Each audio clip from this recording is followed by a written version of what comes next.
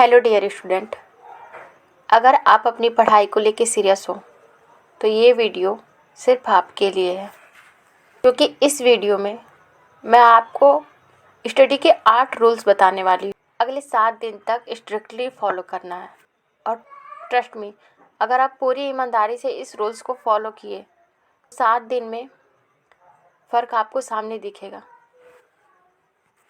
तो चलिए 8 study rules के बारे में जानते हैं, जिनमें से फर्स्ट रूल है टू डू लिस्ट बनाना।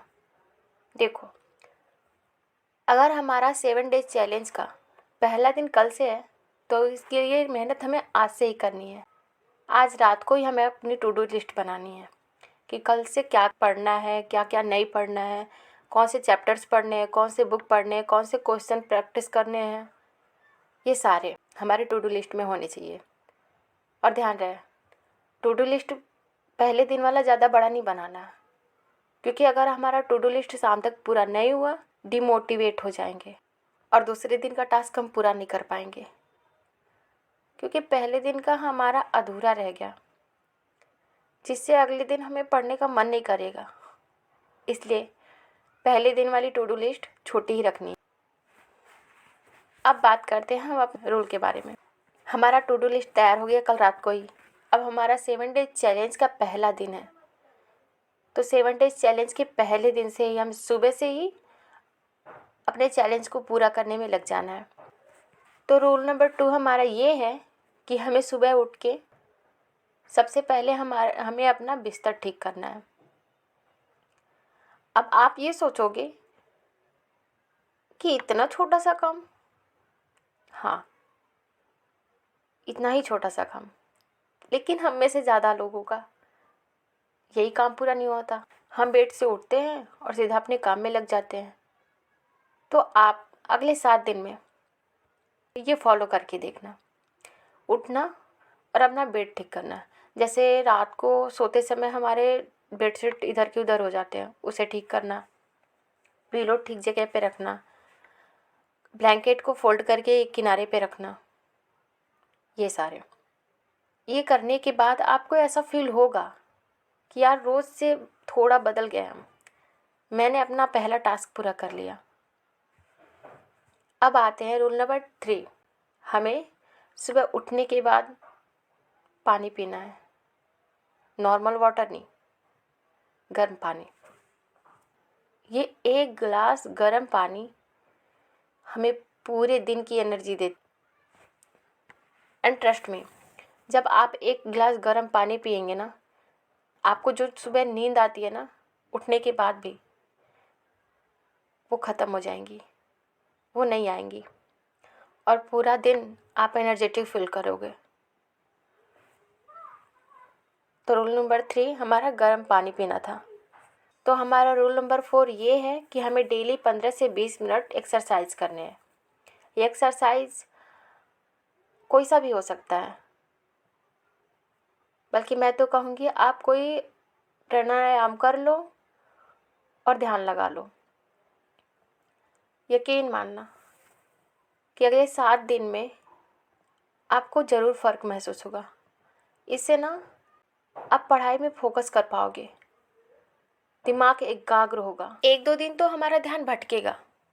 जब हम आँख बंद करेंगे, ध्यान लगाएंगे तो ध्यान नहीं लगेगा, लेकिन धीरे धीरे इसकी आदत होती जाएगी।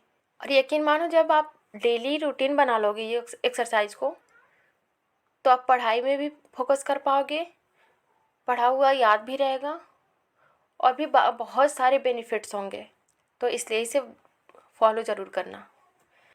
रूल नंबर 5, अगर हमारा 7 डेज चैलेंज का पहला दिन है तो उसमें हमें आसान चैप्टर्स ही रखने हैं, या फिर ऐसे चैप्टर्स पढ़ने हैं जो हमें पहले से पता हो उसके बारे में थोड़ी बहुत। इसके फ़ायदे भी बताती हूँ। इससे होगा ये कि जिसके बारे में हमें थोड़ा बहुत पता है, हमारे दिमाग को लगेगा कि हम कुछ पढ़ पा रहे हैं, कुछ समझ पा रहे हैं। इससे हमारा पढ़ाई में इंटरेस्ट बढ़ेगा, और पढ़ाई करने के लिए पढ़ाई में इंटरेस्ट होना बहुत ज़रूरी है। इसलिए चैलेंज के पहले दिन आसान चैप्टर्स ही रखना। अब आते हैं रूल नंबर 6 पे। पढ़ाई के बाद ब्रेक। जी हाँ, पढ़ाई के बाद ब्रेक लेना बहुत ज़रूरी है। अगर हम लगातार 3 से 4 घंटे पढ़े, मैं तो मेरा खुद का बता रही हूँ, मेरे से नहीं हो पाता कि मैं लगातार 3 से 4 घंटे पढ़ लूँ और मुझे याद भी हो जाए ना।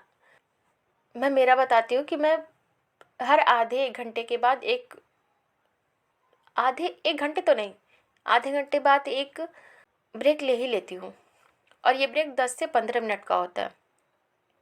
ये नहीं कि आधे घंटे 1 घंटे रील्स खींचने लगे ना। और ये ब्रेक पता है क्या लेना है आपको? ये ब्रेक कुछ ऐसा होना चाहिए जिसमें आपको इंटरेस्ट हो, जैसे गाना सुनना, गाना गाना, कुछ पेंटिंग्स बनाना या फिर घूमना, ऐसा कुछ। और अगर आपको फ़ोन चलाना ही है तो उसमें भी मोटिवेशन वाली वीडियो ही देखने हैं, या फिर किसी महान व्यक्ति के बारे में कोई आर्टिकल्स पढ़ ले, या फिर मोटिवेशन सॉन्ग सुन ले, ऐसा कुछ, ताकि उन्हें सुनने के बाद फिर से हमारा पढ़ने का मन कर दे। इसलिए पढ़ाई के बीच बीच में ब्रेक लेना भी बहुत ज़रूरी है। अब आता है रूल नंबर 7। रूल नंबर 7 में हमारे मुश्किल चैप्टर्स आते हैं। आसान चैप्टर्स का तो हमें पहले दिन का रखना है, अब मुश्किल चैप्टर कब रखना है तो इसके लिए भी मैं बताती हूँ। मुश्किल चैप्टर जब आपका पढ़ाई में इंटरेस्ट होगा, आसान चैप्टर पढ़ के आप अपनी पढ़ाई में इंटरेस्ट तो बना लोगे, लेकिन मुश्किल चैप्टर भी तो पढ़ने हैं।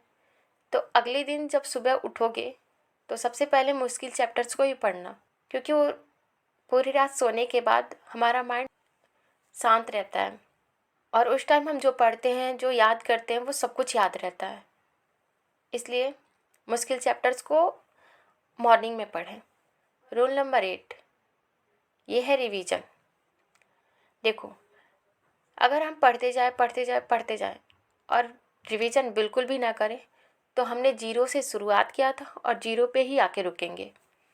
इसलिए सबसे ज़्यादा ज़रूरी हमारे लिए रिवीजन है। अब बात आती है रिवीजन कैसे करें, क्योंकि टाइम तो बहुत लगता है। मैं बताती हूँ स्मार्ट तरीका।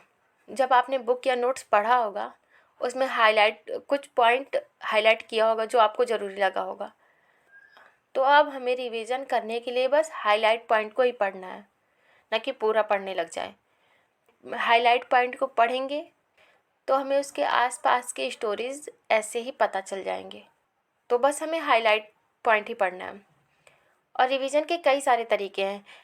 या तो हमने जिस चैप्टर्स को पढ़ा है उससे रिलेटेड हम क्वेश्चन को सॉल्व कर लें, ये भी एक रिवीजन का अच्छा तरीका है।